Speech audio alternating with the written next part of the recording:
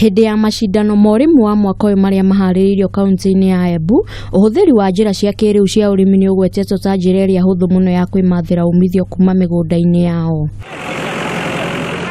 Kũringana na mũikarĩri gĩtĩ wa macindano maya Daniel Waithaka, arĩmi aingĩ matikoragwo na ũgĩ wa ũhũthĩri wa macini itiganĩte mĩgũnda-inĩ, ũgĩ ũrĩa ũngĩmathirwo kũhĩtũkĩra macindano maya. Ningetaka kuuliza wakulima na watu wote wale wako na mashamba, kwa sababu wakati huu ni wakati wa kutayarisha mashamba karibu kufika mwisho.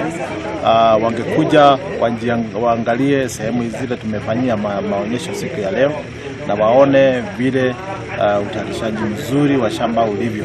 We cannot drive the economy of this nation unless we get to a point whereby we are doing enough farming.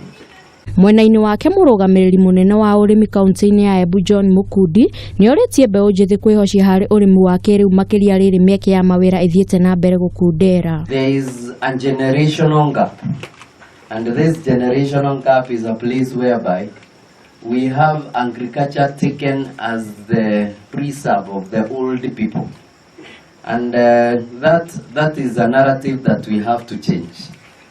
We have to actually get up and have young people taking agriculture a little bit more seriously. Monanio maya maharagĩrĩrio o mwaka makĩria kaunti-inĩ cia gĩcigo gĩa gatagatĩ ga bũrũri.